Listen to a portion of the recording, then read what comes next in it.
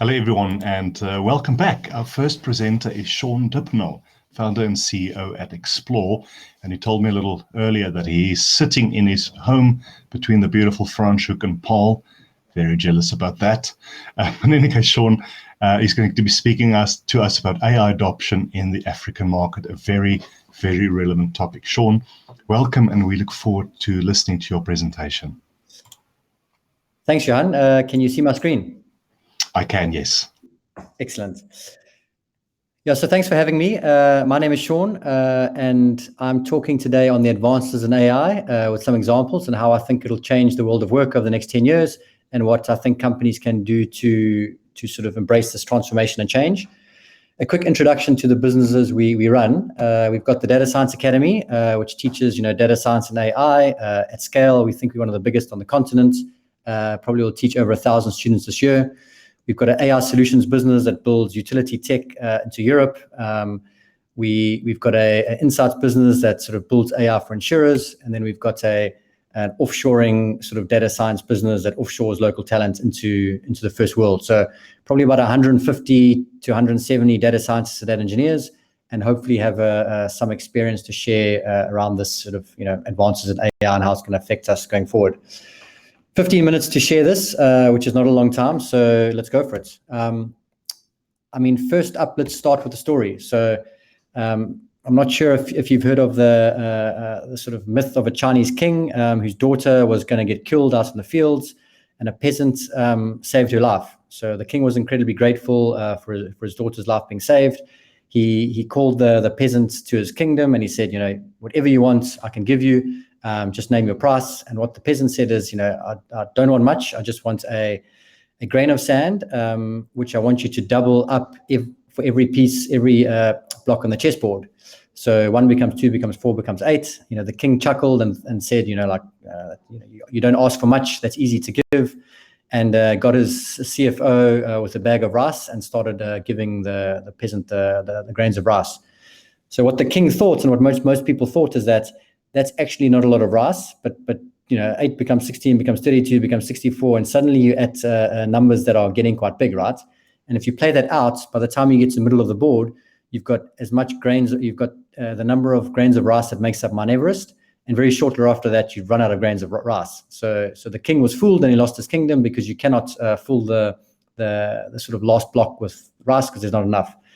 So the point of that story, and we'll get to it in a second, is that us humans battle to think exponentially.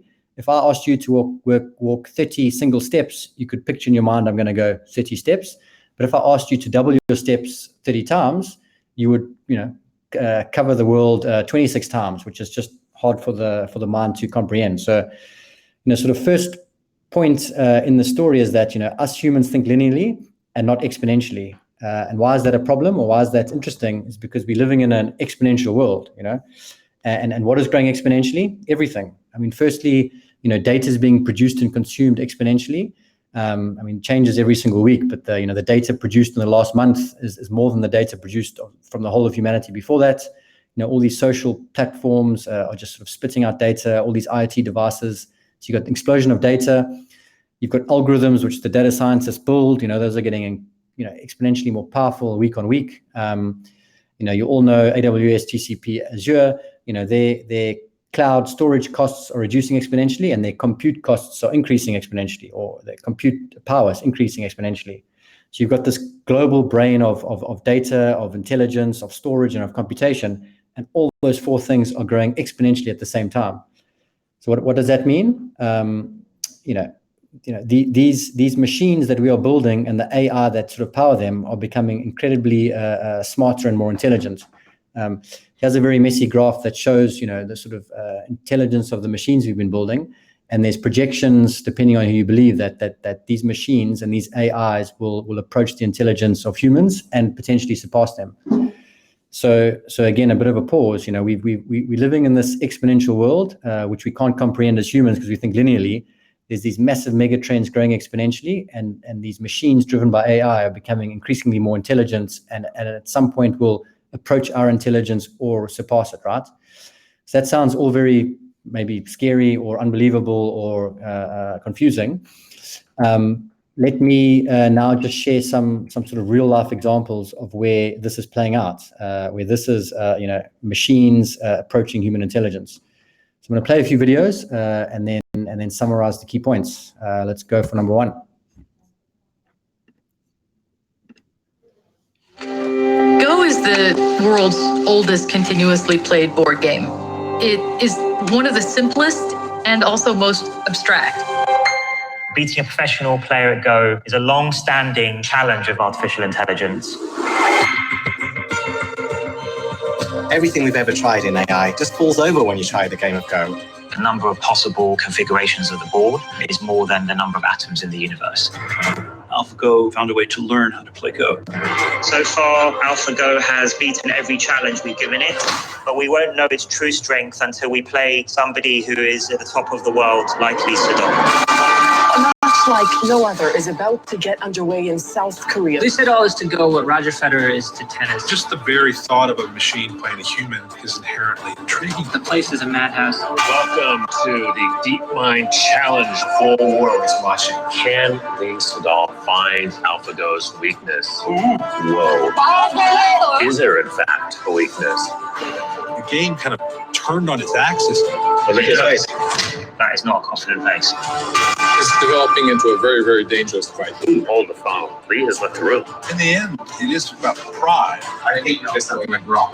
Yes, man. It's got to be America. These ideas that are driving AlphaGo are going to drive our future. This is it, folks.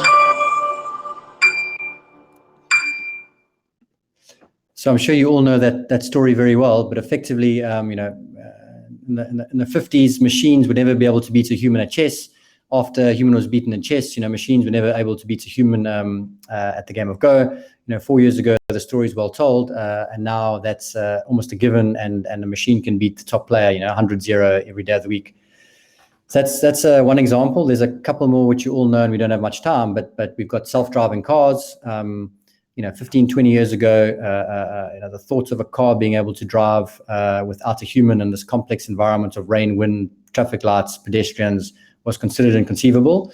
Today we've got self-driving cars in parts of California sort of being sort of run with cars. And I guess the sort of headline here is that we've got these machines and these sort of advances in AI where they can replicate sometimes far better what humans can do, right? Reading, talking, writing was once the domain of only humans. And now we're in a position where, the advances of AI in this world of exponentially growing data, algorithm, storage, compute, you've got machines that can do what humans could once do. And when you put that all together, machines start to replace humans, which is, creates some interesting sort of futures. Sort of last point on this, there's certainly a lot of big consultancies thinking through this and publishing papers and foundations, et cetera. But on average, the common or the current, estimation or best estimate is that probably half of the tasks of today will be replaced by machines in the next 5 years, which means that a lot of what us humans are doing will become redundant, either whole jobs or part jobs. And then that means there's a large sort of wage bill, which is estimated to be 2 trillion, which is going to go into shareholder profits or machines or new jobs, right? So I guess sort of point one of this sort of talk is the advances in AI is sort of really made, and what does that mean for the world of work? What it means is that the world of work changes fundamentally. Machines replace a lot of what humans do. Humans then need to sort of reinvent themselves or upskill and reskill, sort of do the new jobs. And I think particularly, capital becomes the return on capital becomes higher than the return of labor, which becomes particularly interesting in continents like Africa, where the sort of income inequality is quite high. The sort of access to AI, to connectivity is quite different to the rest of the world. And the potential outcomes, although could be very positive, also could create greater inequalities in the world. So that's sort of how the world of work is likely to evolve in 10 years, sort of very simply. big question and open up to some Q&A at the end with 5 minutes left is, what can companies do? So we do a lot of work for companies, helping them build pipelines of talent, into their businesses, and then also reskilling, upskilling their staff. So we can talk to that experience. And then also, working with companies locally and globally, setting up, data factories, AI factories, sort of AI products to solve the problems of the business. So I guess with that experience of the last 5 to 10 years, we found some common themes, which we can talk about here. So the first thing we found is that the most important thing to do is almost a replatforming of your employee base, right? The typical type of employee and skill sets and qualifications and ways of working that worked 10 years ago are fast becoming redundant, and a massive need to get these new digital skills, right? The software engineers, DevOps, data scientists, data analysts, that new breed of digital skill and talent is absolutely critical for companies to be able to survive, thrive, and adapt to this sort of new world ahead of us. And we find companies really struggle with that for two reasons. The supply of those skills are not where it should be, and the sort of typical management structure is quite resistant to that change, because that's not sort of what worked in the past. Secondly, from that, AI is a big fancy word, which sometimes can just confuse or distract. I mean, fundamentally, it's around making better decisions, right?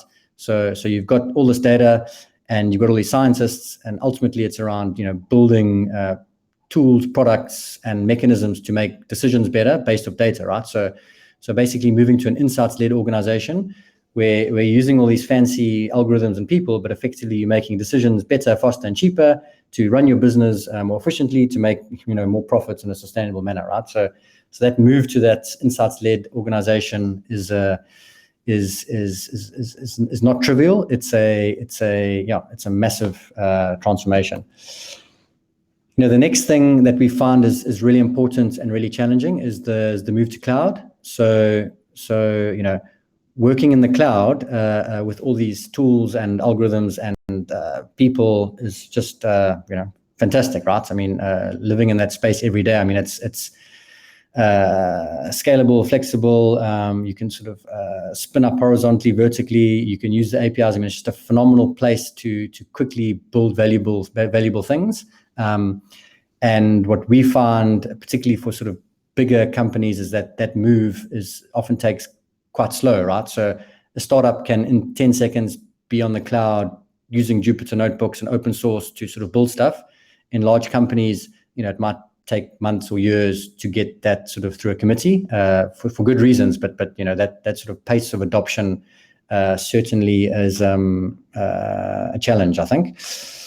And then lastly, just the ways of working is a really big thing to get right, and difficult for most companies to adopt, right? Moving from a sort of a project-based waterfall, in 7 months we'll deliver X, to agile, delivering value incrementally, sort of in a sort of a shifting environment is super important, and also super difficult to sort of get to. So those are 4. There are many more, but those are the sort of big ones. And I guess if we look at the sort of big adoption sort of challenge and sort of use a word, it would be cultural transformation, right? I mean, this is all technology and bits and bytes and data and people, but fundamentally, it's the cultural transformation across businesses that we find is the most difficult, and that needs to lead first. And once you get the sort of hearts and minds of the leadership all the way through the organization, once that's sort of in place, then the rest follows, right? Then it's sort of the ways of working, movement to cloud, getting the right people, the right incentive structures, falls into place, and then the adoption of AI, sort of building better, more robust organizations that make better decisions that can compete globally, sort of starts to flow. So that's me. I think that was a little bit under 15 minutes, but happy to take questions. Shaun, thank you. I don't see any questions in the chat yet. I would like to encourage our delegates to pose questions. Shaun, you've touched on some very important things. I think for me, the second biggest reason AI initiatives fail is culture, like you've mentioned. And the biggest reason is leadership buy-in, because especially if it's the founder of the business, because they've done it for 20 years like that. And I think senior leaders fear this kind of technology. So what are some of the things that work, in your opinion, in winning over senior leaders when it comes to this kind of technology? So I completely agree. And for me, the cultural change, that's part of the cultural change. And it's if the leader of the business or leadership of the business doesn't culturally buy in, then you'll never pass go. What we find works quite well, albeit very difficult and it's not easy, is to go to the leader or the CEO or the C-suite and ask them what their biggest problem is. Okay.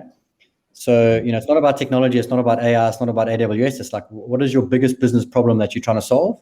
And what does that mean if you get it right? So sort of thinking on my feet, I'm an insurance CEO, I've got a high churn rate.